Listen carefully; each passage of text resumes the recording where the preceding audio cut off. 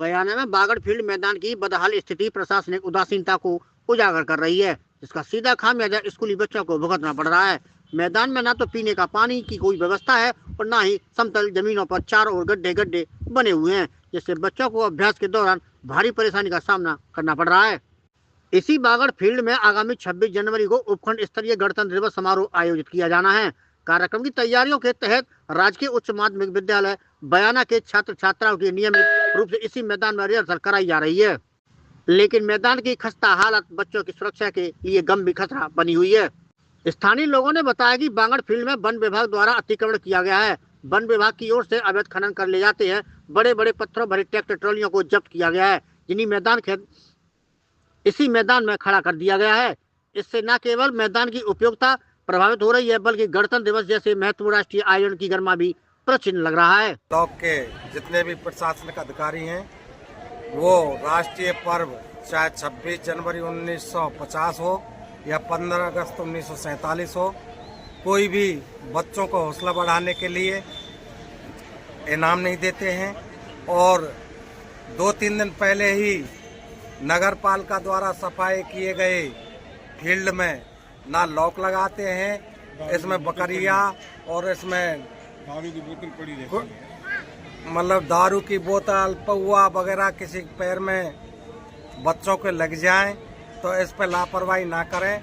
मैं आपसे सभी प्रशासनिक अधिकारी एवं खेल कूद प्रेमियों को, जो यह पीटी व्यायाम बागड़ फील्ड में होता है, उसको सभी बच्चों को पानी के लिए सुविधा होनी चाहिए और गेटों पर लॉक भी हो जाने चाहिए और बच्चों को इनाम भी मिलनी चाहिए, क्योंकि बच्चों का हौसला बढ़ने का केवल एक ही श्रेय है, तभी बच्चे अच्छा व्यायाम प्रदर्शन कर पाएंगे।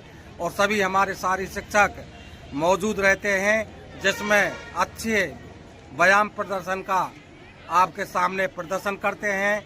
मैं ऐसी आशा करता हूं कि आप हमारी बातों का ध्यान देते हुए प्रशासन अधिकारियों तक और नगर पालिका और यूसीओ बयाना सभी ध्यान दें, जिससे कि आगामी भविष्य बच्चों का सुधरे।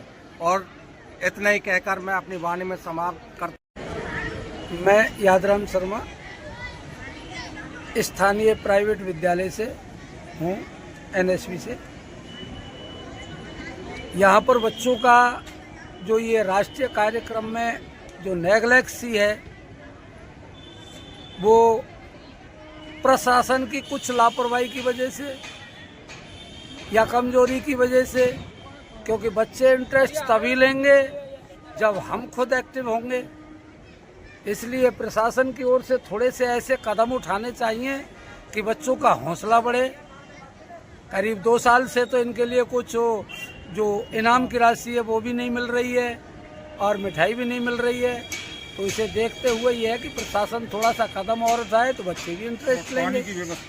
और जहाँ तक है कि करीब 2 घंटे पीटी के लिए आते हैं, 2-3 घंटे के लिए, उसमें बच्चे पानी के लिए, टॉयलेट के लिए इधर उधर भागना पड़ता है उनको, और भागने के साथ साथ ही उनका डिस्टर्बेंस भी होता है, खतरा भी रहता है। और बच्चों के लिए जैसे वन विभाग का पूरा कार्य यहीं पे है, पकड़ी गई ट्रॉलियाँ भी यहीं जब्त हैं, यहीं खड़ी हैं। और इधर अपने स्थानीय मोहल्ले की जो पशु हैं वे भी इसी स्थान पर बंध रहे हैं।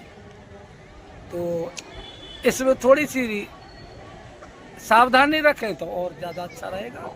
जो असुविधा है, एक तो प्रशासन द्वारा पानी की व्यवस्था नहीं की जाती है, बच्चों को पीटी कराने के लिए आते हैं सभी बच्चे, और एक यहाँ पत्थर की ट्रैक्टर ट्रॉली खड़ी हुई है। मेन गेट पे कीचड़ रहता है, बच्चों को निकलने में असुविधा होती है, और ये बकरियां चढ़ती रहती हैं यहाँ पे, इन पर कोई पाबंदी नहीं। गेट में ताला भी नहीं लगता है। और नगर पालिका की 2-3 साल से अभी बच्चों को कोई इनाम नहीं दिया जाता। हाँ, और बच्चों को कोई मिठाई नहीं दी जाती है 26 जनवरी पे, इसलिए बच्चे कम इंटरेस्ट लेते हैं। और हौसला बढ़ाने के लिए इनाम तो होने चाहिए सर। और इसमें गड्ढे भी पड़े हुए हैं बीच में।